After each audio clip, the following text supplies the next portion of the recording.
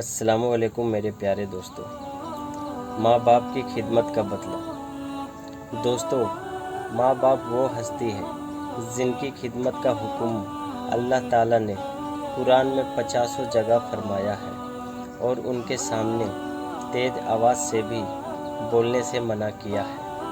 حدیث میں ایک واقعہ لکھا ہے کہ حضور صلی اللہ تعالیٰ علیہ وسلم نے ایک بار حضرت عمر رضی اللہ تعالیٰ سے کہا کہ اے عمر، تمہارے خلیفہ بننے کے زمانے میں ایک شخص آئے گا، اس کا نام اویس بن عامر ہوگا، اس کے قبیلے کا نام مراد ہوگا اور اس کی ساکھ ہوگی، قرن اس کا شخص کا رنگ کالا ہوگا، اس کا قد درمیانہ ہوگا، اسے سفید داغ کی بیماری ہوئی تھی لیکن اب وہ ٹھیک ہو گیا ہے، بس اس کے جسم پر ایک سفید داغ بچا ہے۔ جب وہ آئے گا تو اے عمر، تم اور اے علی، تم بھی اس سے دعا کروانا۔ حضرت عمر حیران ہو کر پوچھنے لگے کہ اے اللہ کے رسول، ہم اس سے دعا کیوں کرائیں؟ اللہ کے رسول صلی اللہ تعالیٰ علیہ وسلم نے فرمایا، اس نے اپنی ماں کی ایسی خدمت کی ہے کہ وہ اللہ کے سامنے جب بھی ہاتھ اٹھاتا ہے تو اللہ تعالیٰ اس کے ہاتھ خالی نہیں لوٹاتا۔ زمانہ گزرتا گیا، حضور صلی اللہ تعالیٰ علیہ وسلم کی وفات ہو گئی اور پھر حضرت ابو بکر کے بعد حضرت عمر خلیفہ بنے، تو حضرت عمر رضی اللہ تعالیٰ ہر سال اویس کرنی کو ڈھونڈتے لیکن ان کا کچھ پتہ نہ ملتا۔ ایک بار حج کے موقع پر حضرت عمر نے تمام حاجیوں کو کھڑا کیا اور فرمایا کہ صرف یمن والے کھڑے رہو، باقی سب بیٹھ جاؤ۔ تو صرف یمن والے کھڑے رہے، باقی سارے لوگ بیٹھ گئے۔ پھر حضرت عمر نے فرمایا کہ امن والے میں صرف مراد والے کو کھڑے رہو، باقی سارے لوگ بیٹھ جاؤ۔ تو صرف مراد والے کھڑے رہے، باقی سارے لوگ بیٹھ گئے۔ پھر حضرت عمر نے فرمایا کہ ہاں بھائی، سارے مراد والے بیٹھ جاؤ، صرف مراد کی ایک شخص قرن والے کھڑے رہو۔ تو سارے مراد والے بیٹھ گئے اور صرف ایک آدمی کھڑا رہا۔ حضرت عمر نے اس سے پوچھا کہ بھائی، تم قرنی ہو؟ تو اس نے کہا کہ جی۔ امیر المومنین حضرت عمر نے فرمایا کہ کیا تم اویس کرنی کو جانتے ہو؟ اس نے کہا کہ جی ہاں، میرا بھتیجا ہے، لیکن وہ تو ایک پاگل سا انسان ہے، آپ اس کے بارے میں کیوں پوچھ رہے ہیں؟ حضرت عمر نے فرمایا کہ پاگل تو تم ہو جو اسے پاگل کہہ رہے ہو، کیا وہ حج پر آیا ہے؟ اس آدمی نے جواب دیا کہ جی ہاں آیا ہے۔ پوچھا کدھر ہے؟ فرمایا کہ ہمارے اونٹ چرانے جنگل کی طرف گیا ہوا ہے۔ یہ سن کر حضرت عمر نے حضرت علی کو اپنے ساتھ لیا اور جنگل کی طرف دوڑ لگا دی۔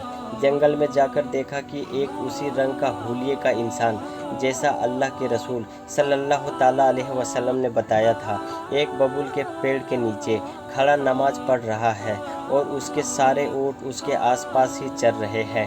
حضرت عمر اور حضرت علی ان کے پاس جا کر بیٹھ گئے۔ حضرت اویس کو پتہ چل گیا کہ کوئی میرے پاس آ کر بیٹھا ہے اور شاید میرا انتظار کر رہا ہے، اسی لیے جلدی سے سلام پھیرا اور پیچھے مڑ کر ان دونوں حضرات سے پوچھا کہ آپ کو کیا کام ہے؟ حضرت عمر نے کہا کہ تم کون ہو؟ جواب دیا کہ میں ایک مزدور ہوں۔ حضرت عمر نے پوچھا کہ تیرا نام کیا ہے؟ جواب دیا کہ اللہ کا بندہ۔ حضرت عمر نے کہا کہ اے میرے بھائی، ہم سب اللہ کے بندے ہیں، تم مجھے اپنا وہ نام بتاؤ جو تمہاری ماں نے تمہارا رکھا تھا۔ حضرت اویس کرنی کہنے لگے کہ تم اس سے کیا مطلب، تم جاؤ اپنا کام کرو۔ یہ سن کر حضرت علی فرمانے لگے کہ اے اللہ کے بندے، کیا تم انہیں نہیں پہچانتے؟ یہ امیر المومنین حضرت عمر بن خطاب ہے اور میں علی بن ابی طالب ہوں۔ یہ سن کر اویس کرنی سہم گئے اور ڈرتے ہوئے کہنے لگے کہ میں معافی چاہتا ہوں اے امیر المومنین، میں آپ کو پہچانتا نہیں تھا، میں اویس کرنی ہوں۔